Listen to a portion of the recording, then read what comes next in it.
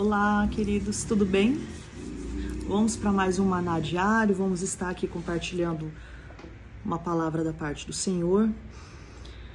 E eu gostaria que você compartilhasse essa mensagem em suas redes sociais, WhatsApp, Facebook, Instagram, enfim. Compartilhe aí com seus amigos para que eles tenham também a possibilidade de ouvirem essa palavra de Deus, que muito tem a realizar em nossas vidas, tem tudo para fazer em nossas vidas, né? Eu quero estar compartilhando com você hoje aqui no livro de Apocalipse, capítulo 2. É uma palavra muito conhecida, muito ministrada, muito pregada. E eu quero falar três aspectos aqui dessa palavra. A gente vai precisar dividir em três. Porém, nós vamos salientar um aspecto aqui que Deus precisa falar conosco, que inclusive Ele salienta, então é porque é para ser salientado mesmo, tá? Aqui em Apocalipse, é porque é uma carta para a igreja de Éfeso, por isso que eu me confundi com Efésios. Apocalipse, capítulo 2, nós vamos começar a ler do versículo 1, tá? Vamos começar do versículo 1 aqui para a gente compreender. Ao anjo da igreja em Éfeso escreva: estas são as palavras daquele que tem as 7 estrelas em sua mão direita e anda entre os 7 candelabros de ouro. Conheço as suas obras, o seu trabalho árduo e a sua perseverança. Sei que você não pode tolerar homens maus, que pôs à prova os que se dizem ser apóstolos, mas não são, e descobriu que eles eram impostores. Você tem perseverado e suportado sofrimentos por causa do meu nome e não tem desfalecido. Contra você, porém, tenho isto: você abandonou o seu primeiro amor. Lembre-se de onde caiu. Arrependa-se e pratique as obras que praticava no princípio. Se não se arrepender, virei a você e tirarei o seu candelabro do lugar dele. Só até aqui. Então aqui nós temos 3 coisas que o Senhor está tentando falar aqui com esse povo. Essa carta direcionada à igreja de Éfeso, aos Efésios. E ele, aqui no versículo 4, fala: eu tenho contra você que você abandonou o seu primeiro amor. Né? Então, quando a gente fala sobre primeiro amor, a gente lembra muito aqui dessa carta, dessa passagem da Bíblia, né? Só que ele fala que tem isso contra, porém ele dá aqui uma chave para essa pessoa, para que ela não fique nessa mesma condição. Porque o que é a diferença do Evangelho do nosso Senhor Jesus Cristo, que são as boas novas do reino, para aqueles que vivem dentro da religiosidade de uma religião, ou até mesmo andam ali debaixo das pautas do Antigo Testamento, que insistem em viver na lei? Qual que é a diferença do Novo Testamento aqui para nós, para o Antigo Testamento? É que no Novo Testamento o Senhor, ele mostra o pecado, ele mostra o erro, ele dá o caminho, ele mostra o caminho para que aquela pessoa saia daquela situação, né? E juntamente com isso, que é o mais importante, nós temos o que? A unção do Espírito Santo disponibilizada sobre aquele que crê, sobre o cristão, para que haja em nós uma capacidade para praticarmos aquilo, para vivermos aquilo, que sem a presença do Espírito, sem essa unção, nós não conseguiríamos fazer, né? Nós não conseguiríamos andar debaixo dessa verdade, mas nós contamos com a unção do Espírito Santo.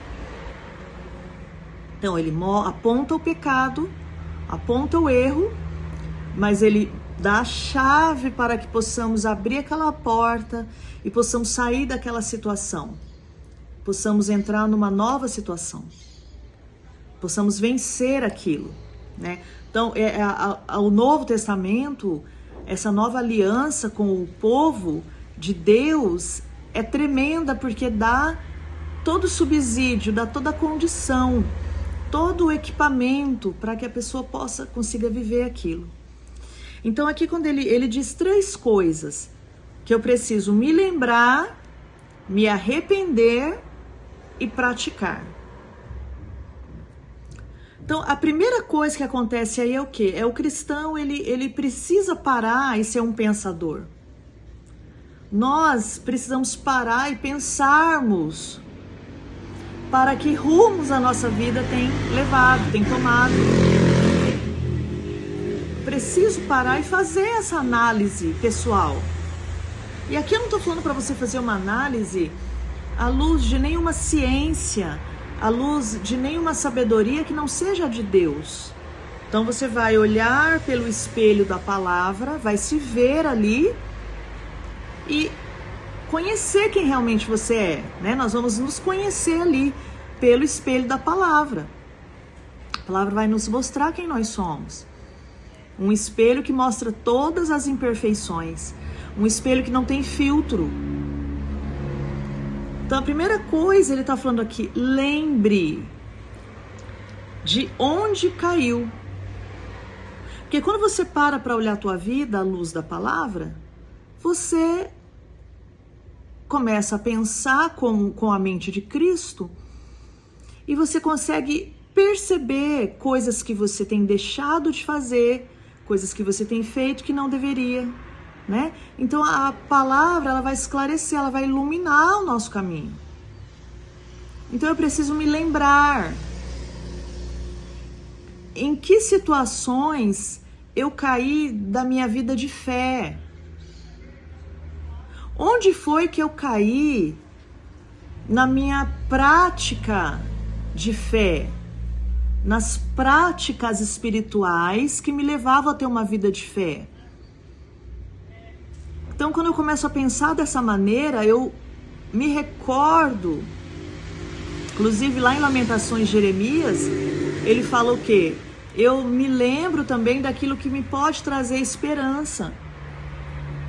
Então, quando você se lembra daquilo que você praticava em termos de fé na presença de Deus, isso te traz esperança de que você pode voltar a ter aquela mesma atitude, aquele mesmo comportamento de dias atrás, que era um tipo de comportamento que te traziam vida, te traziam paz, alegria, discernimento, revelação, sabedoria. Porque às vezes o cristão, ele vai chegando numa fase da vida dele que ele acha que sabe muito e ele começa a distanciar dessas práticas tão simples muitas vezes, e uma das primeiras coisas que fogem do coração dele é a paz, é aquele gozo, aquela alegria de receber a presença do Deus vivo, saber que está conectado com Ele, que tem um pertencimento, quer dizer que pertence a Deus, é de Deus e Deus é dele. O meu amado é meu e eu sou dele.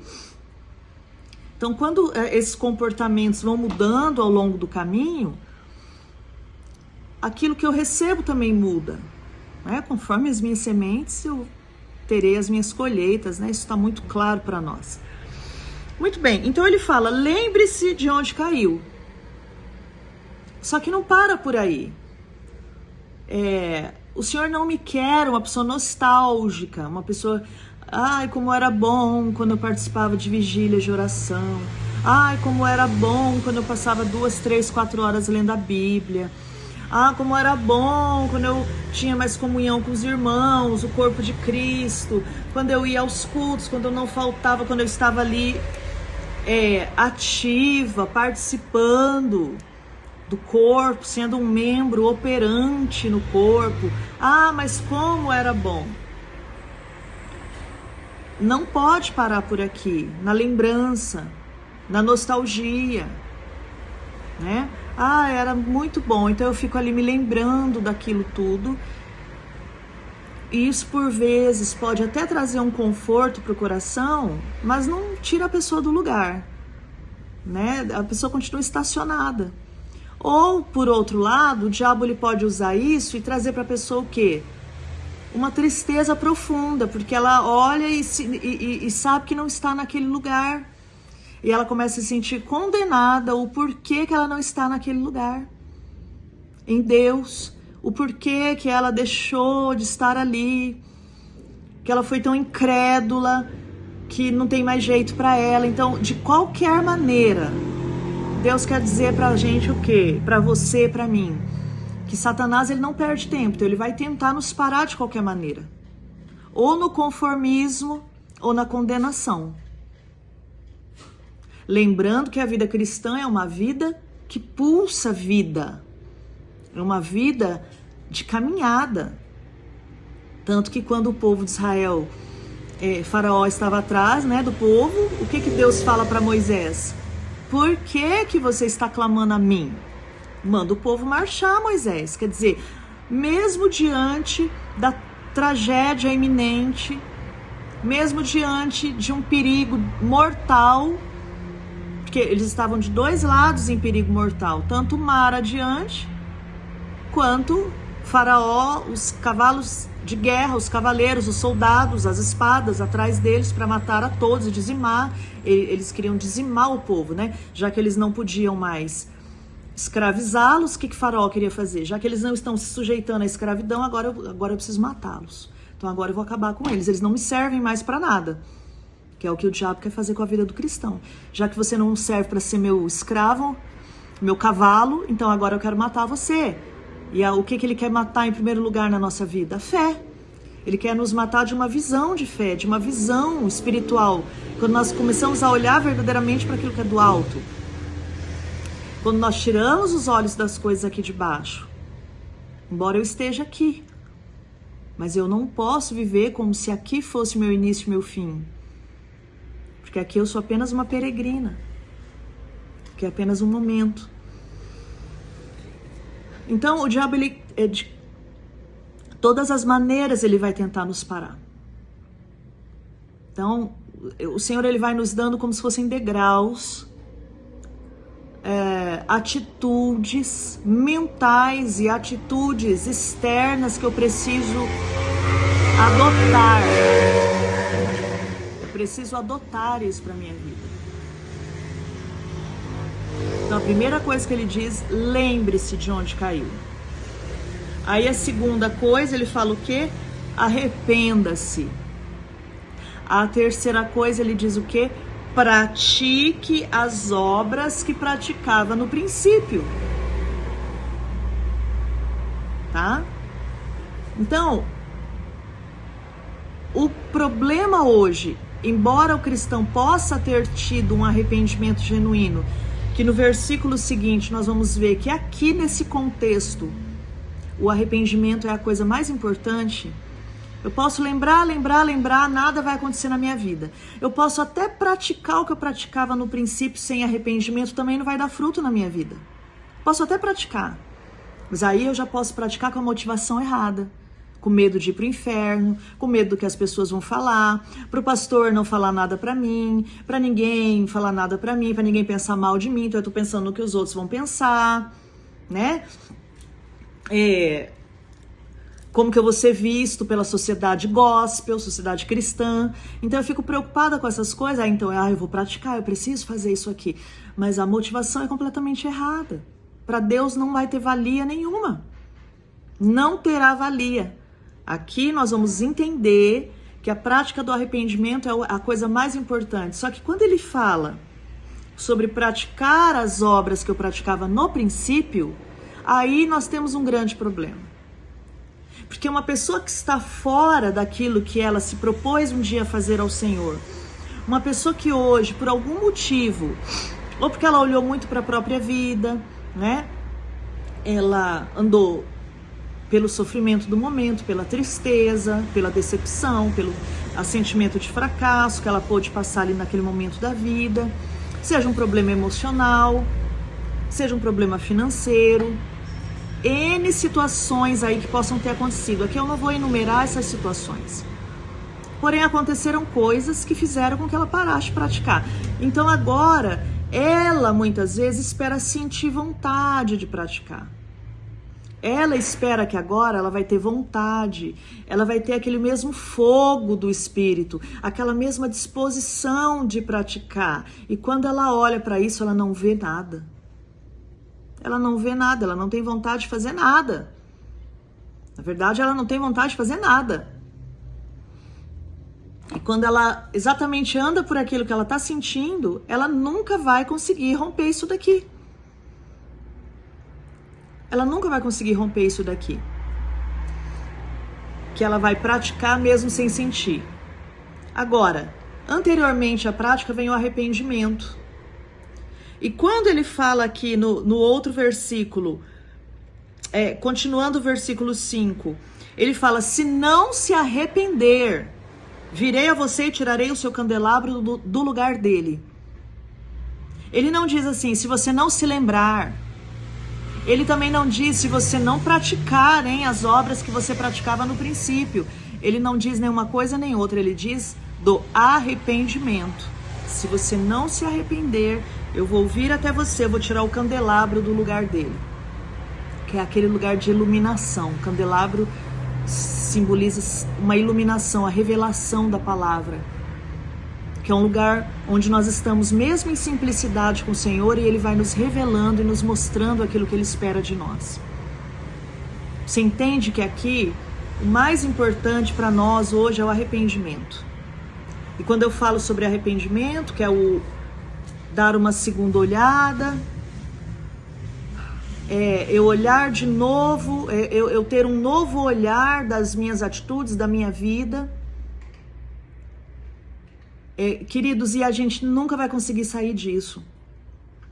Eu preciso, porque Paulo inclusive disse isso, se vocês julgarem a vocês mesmos, né, Paulo, o próprio Senhor Jesus, vocês não precisarão ser condenados com o mundo. Ele fala muito sobre você olhar para você. Então, quando eu olho para mim, mas aqui eu não estou dizendo você olhar pela sua justiça, pela sua sabedoria própria, porque nós não temos. Mas quando nós nos olhamos pelos olhos da palavra, pela mente de Cristo, dessa maneira apenas, eu consigo ter um novo olhar verdadeiramente, né? Eu consigo ver, poxa vida, olha, eu estou errando nisso aqui. Poxa, a palavra está dizendo. E eu ir até Deus e implorar para o Espírito Santo ajuda para que eu me arrependa verdadeiramente, sabe? Para que eu sinta pesar por aquilo, mas no Espírito. Porque a tristeza, segundo Deus, a Bíblia diz, Paulo disse isso, produz arrependimento da qual ninguém se arrepende. A gente não se arrepende de ter se arrependido do arrependimento segundo Deus, que é uma tristeza que o Espírito gera. É uma insatisfação que somente o Espírito Santo gera dentro de nós. Quando aquilo já não nos cabe mais, aquela vestimenta, aquela roupa não nos cabe mais, aquela concepção, aquele tipo de pensamento já não nos cabe mais. Nós vamos nos afastando, nós vamos, rejeitando aquilo no nosso coração. E quando rejeitamos aquilo, nós colocamos no lugar o pensamento de Deus. Não é que aquilo vai ficar vazio. E agora, né? Para onde eu vou? Não. Aí a sabedoria de Deus que está na palavra vem e fala comigo. Então é assim que tem que ser. É dessa forma, daquela forma. Por exemplo, hoje um empresário que se converta verdadeiramente ao coração de Deus, ele começa a ver os funcionários não como escravos, escravinhos, né? Que ele usa, abusa, que ele usa ali para ganhar dinheiro, para crescer. Não, ele vê aquelas pessoas como almas, como vidas preciosas, pessoas que estão prestando um serviço para ele, às vezes braçal, às vezes intelectual, não importa, mas ele tem uma consciência de que aquelas pessoas são importantes também, e ele tem uma consideração, né? A Bíblia ensina como o empresário tratar o seu funcionário, com justiça. vai pagar o que é correto, vai pagar no dia certo, não vai se sentir superior, melhor que ele.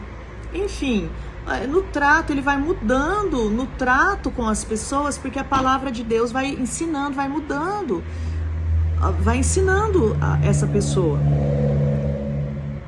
Naturalmente vai haver um arrependimento. Poxa vida, eu tratava tão mal meus funcionários, né? Eu explorava, eu combinava uma coisa e fazia outra. Era para trabalhar 6 horas, eu colocava para trabalhar 8, mas eu não pagava a diferença. Quer dizer, ele vai entender, eu preciso de ter o meu soldo, eu preciso ter o meu salário, eu tenho meus gastos, meus funcionários também têm família, também têm necessidades. Né? Então a pessoa ela vai entendendo o lugar do outro também. Isso é só Deus, só o Espírito Santo, queridos, pode dar algo verdadeiro nesse sentido, tá? Se não for, não adianta. Agora, ele vem de um contexto e ele conhece a palavra de Deus, então ele começa a mudar. Então ele vai se arrepender de ser daquela maneira e agora ele vai ser diferente. E às vezes você aí tá há 30 anos dentro da igreja e às vezes a pessoa acha que não precisa mais de arrependimento, porque ela já conhece muito, ela já sabe muito, e não é assim que funciona. Todos os dias nós temos algo para aprender, todos os dias tem algo que o Espírito Santo quer nos ensinar. E acerca do arrependimento, ele é contínuo. É dar uma segunda olhada, é mudar de rota, dar meia volta, mudar de atitude. Né? Aí ele se arrepende de ter agido daquela maneira, sabe? Poxa vida, olha como que eu estou sendo hoje. Aí ele começa a praticar o que praticava no início, porque lá atrás ele dava ouvidos ao Espírito Santo. Porque ele era um bebê espiritual, então tudo que ele ia fazer, Senhor, Espírito Santo, com o tempo ele já vai achando que sabe, ele para de dar ouvidos à voz do Espírito. Ele esquece da dependência, ele acha que não precisa mais. Eu acho tão bonito, sabe? Filhos com 18 anos já alcançaram a maioridade, segundo a lei. E mesmo com 20 anos, 22, 24, eles têm um respeito pelos pais, né? Muitas vezes eles não casaram ainda, ele não tem ali o cônjuge para firmar os compromissos e as decisões, né? Porque depois que casa é entre o casal mesmo, né? Mas eles são solteiros e eles, poxa vida, eles consideram tanto o que o pai e a mãe diz. Mesmo sendo grandes, já fazem faculdade, às vezes já são até formados, já têm até as suas empresas, a sua profissão, mas eles consideram o pai e a mãe, né? E é isso com o Senhor, a gente, não importa quantos anos eu tenha na presença de Deus, eu considerar o conselho de Deus, a sabedoria dele. Aí vou voltar aqui à prática para a gente encerrar, que hoje a palavra é essa mesma. Praticar sem sentir vontade. Mas porque é o certo. Mas eu te digo algo, se você voltar a praticar o que praticava no início, depois de ter se arrependido adequadamente, a graça do Espírito Santo vai te levar a lugares que você nem imaginava. Se você verdadeiramente se arrependeu de ter se afastado daquilo que Deus um dia pediu para você, quando você começa a praticar, pela fé, sem sentir nada, degrau por degrau, dia após dia, o Espírito Santo vai te dando graça, força, alegria, e vai abrindo caminhos diante de você que você nem imaginava. Ele vai começando a te colocar em lugares que você não pensava. Amém? Então, o Senhor ter contra nós, que nós caímos do primeiro amor, é algo muito sério. Porque quando eu amo alguém, eu me dedico a essa pessoa.